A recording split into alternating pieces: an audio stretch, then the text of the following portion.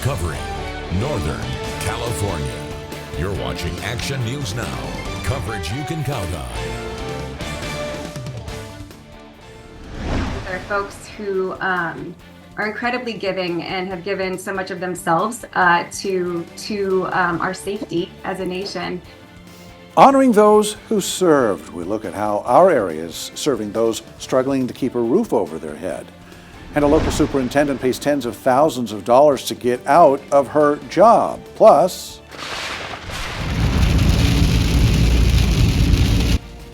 fire survivors battling the potential for flash flooding. We have the latest as rain beats down in the Park Fire burn scar. First breaking news, the Oroville police are searching for a person they say shot at another person at the Walmart Supercenter in Oroville. Action News Now rushed out to the scene, and police say the suspect pulled out a handgun, shot a man in the parking lot. No one was actually hit by gunfire. Then the shooter drove off. Now, this happened about 4:30 this afternoon. Again, the victim was not hit. The victim says he does not know the shooter, and police are reviewing surveillance video for a description. Hundreds living in the Park Fire burn scar woke up today to flash flood warnings across Tehama and Butte counties. Yeah, we have Storm Tracker Weather team coverage. Chief Meteorologist Howie Gordon tracking the latest as the system moves through. But first, Action News Now weather reporter Camille Acevedo is live in Butte County. Camille, are there any issues where you're at right now? No, Haley, there is not. Definitely, though, after talking to a lot of people, they say that now that the rain has stopped for today, or at least for right now, they say that they're going to actually take this as an opportunity to go out and remove more debris from their properties or along their properties just before any more rain that we are expecting comes this upcoming week. So the Park Fire is 100% contained, but people living in the burn scar are still seeing impacts from it on Rock Creek Road. People are concerned with debris clogging the nearby creeks. They are removing any debris they see, including dead trees and wood, and others are fixing their homes up to prevent any possible flooding. It's always a worry, especially now with the vegetation being gone. It's not a lot of stuff to hold the water back from coming down the hill, and everything that the rain and waters brings with it, the mud, the debris. Kind of worried about that.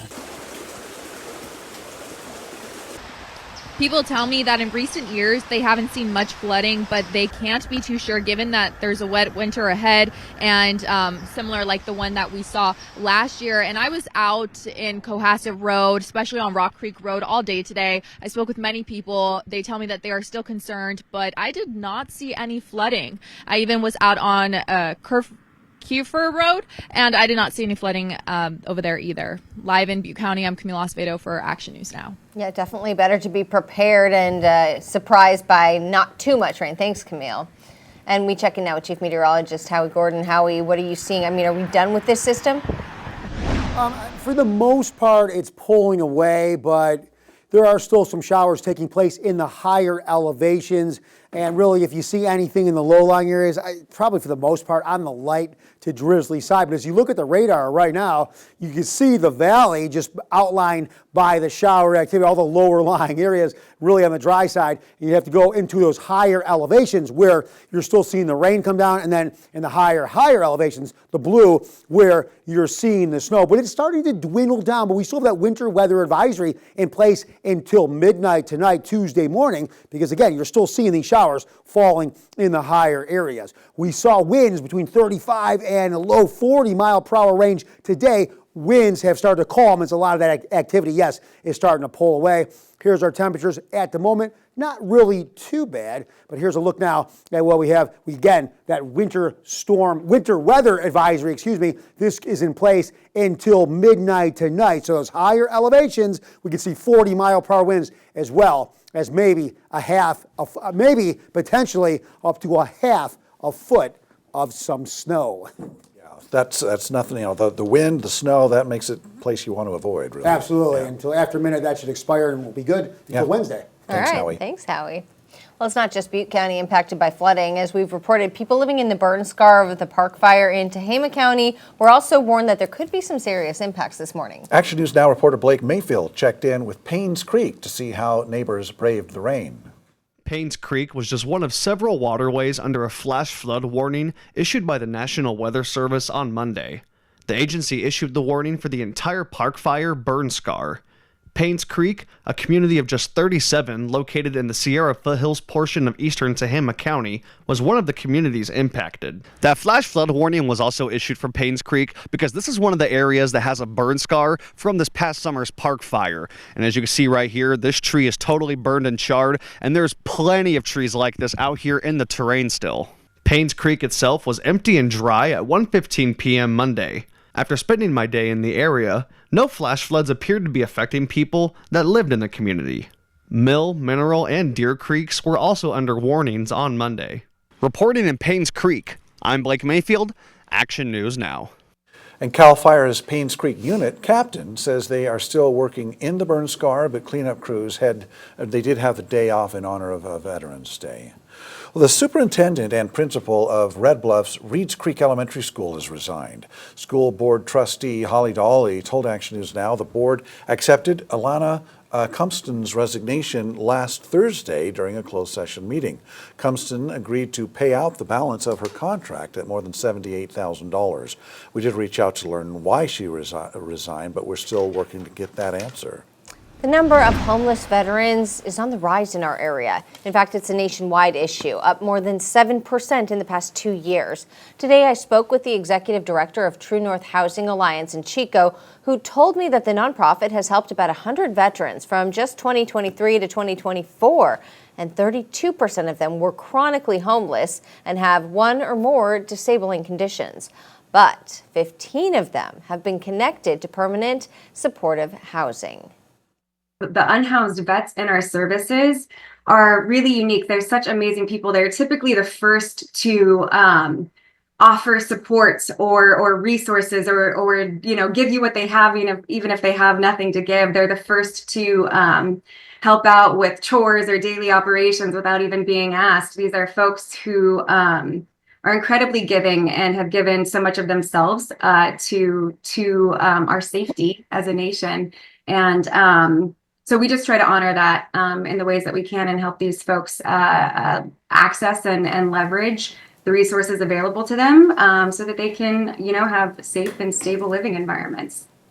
True North case managers work specifically with veterans and take part in committees and groups like the Chico Vet Center, the VA, and Butte County Veterans Stand Down. Plus, there are housing resources like the HUD program where veterans can get vouchers for affordable housing.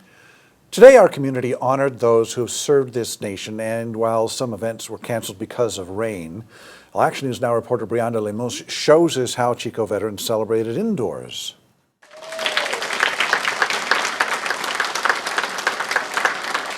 I find it interesting that there are some people who have served, and maybe they weren't in a war zone or in a dangerous zone, who don't consider themselves veterans, and I want them to know that if you put that uniform on, you're a veteran.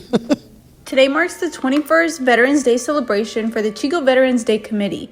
The celebration took place at the Elks Lodge, beginning with music from the Chico Community Concert Band and ending with a free meal. Those who came here today are part of many different armed services across several generations. Yeah, people are veterans from the day they sign the on the dotted line. They become veterans right away, and there's a lot of entitlements that they're eligible for and a lot of camaraderie amongst the veterans in every community around the country. So it's a wonderful thing to do. Sharon Nichols and Larry Wall are both U.S. Navy veterans. They tell me this event takes a year of planning. That means in about 2 weeks, they will begin to plan next year's event. They enjoy seeing the younger faces in the crowd and new generations eager to learn about the importance of our local heroes. In Chico, Brianda Lemus for Action News Now. Every Wednesday, the Veterans Day Committee has a coffee time for veterans to sit and chat at the Veterans Hall in Rio Lindo from 8 to noon.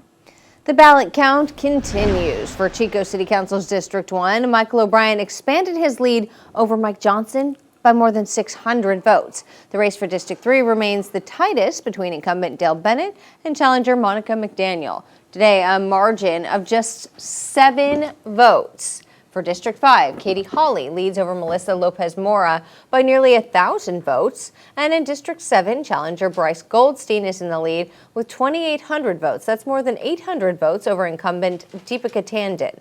In Shasta County District 3, Supervisor Mary Rickard is at risk of losing her seat.